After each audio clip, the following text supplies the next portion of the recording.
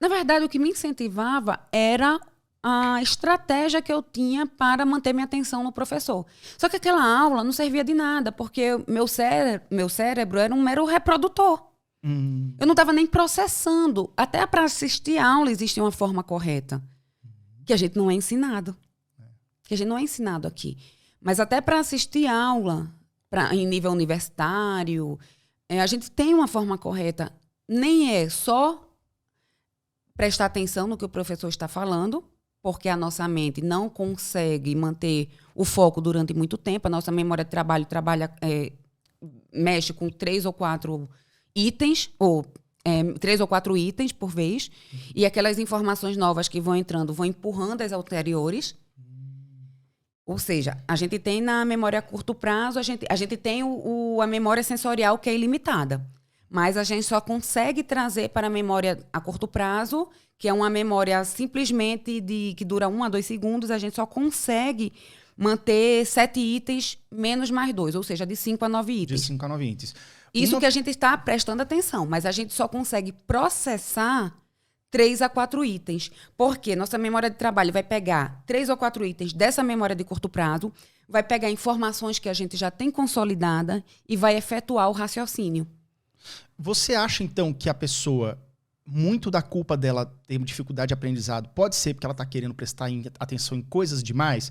Aquela pessoa que estuda, mas está vendo um vídeo do YouTube que não tem nada a ver com o assunto, ou está ouvindo uma música com uma letra, ela lembra da letra, eu vou procurar outra música da playlist e tal.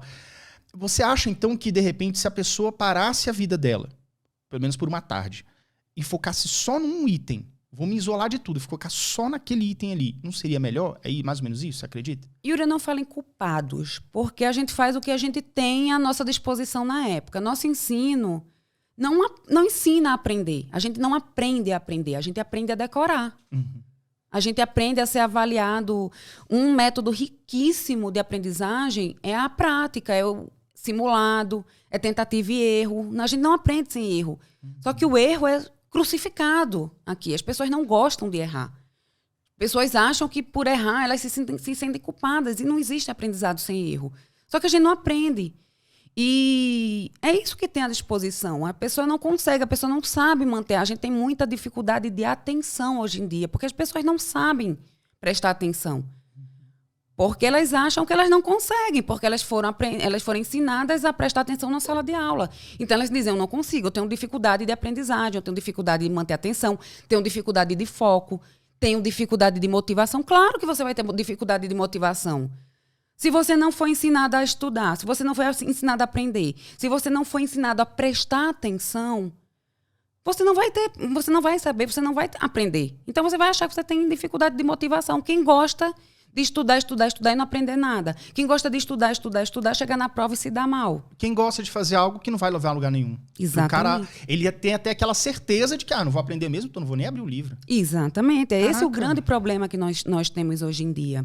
Que é a questão das pessoas. A gente não sabe, a gente não foi ensinado a aprender. A gente não teve professores como facilitadores da aprendizagem. Professor é um facilitador da aprendizagem, seja a nível básico, fundamental, médio, superior, depois no nível de pós-graduação e pesquisa.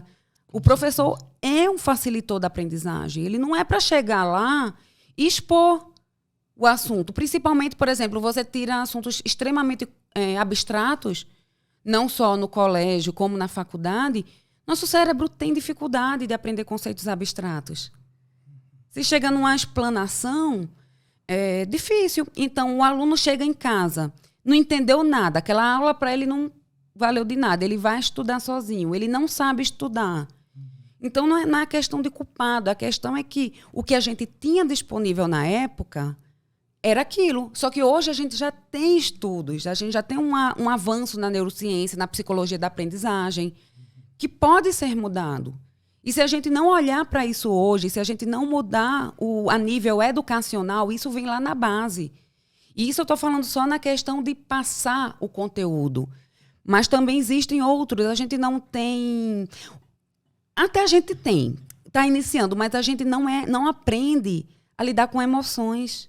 E as emoções, você acredita que tem muito a ver com a aprendizagem? Tudo, 100%. Caraca. São as condições internas da aprendizagem. Eu concordo. Se você tem uma criança, por exemplo, eu falo muito do TDAH, né, nas redes sociais. E aí você tem uma criança que está numa escola que ela não é integrada. Às vezes é uma criança que tem dificuldade de aprendizado, o professor, algumas vezes, ao invés de tentar, não, vem pra cá, senta comigo, responde essa pergunta, sei o quê, puxar o aluno pra aula, deixa ele ali no cantinho e vai dando atenção pros outros. Ou seja, se ele não se sente parte do meio, se ele não se sente feliz onde ele tá, dificilmente ele vai ter uma vontade de aprender, vontade de prestar atenção. Não vai querer. Na verdade, ele desiste. Ele desiste dele mesmo, cara. Ele desiste. Porque eu não tenho jeito. E é por isso que eu tenho tantos seguidores no Instagram que me mandam mensagem dizendo que não são capazes, que realmente se sentem incapazes. Na verdade, eles não são incapazes. A não ser que você tenha um déficit realmente grave, moderado a grave de aprendizagem, não solucionável por medicação, por drogas, você consegue aprender. Claro que a gente tem as diferenças de inteligência cognitiva. Isso a gente tem, não é inegável, mas a gente tem um padrão. É difícil você ver gênios andando por aí. Ou pessoas muito limitadas. O que, na verdade, a gente vê é um padrão, só que as pessoas não aprenderam a estudar e desistiram dos estudos. E se acomodam na situação. Abrem mão dos sonhos, abrem mão do que elas poderiam ter, porque elas acham que aquilo vai ser tempo perdido. Porque o histórico que elas têm é de não aprendizagem, é de aprendizagem ineficiente.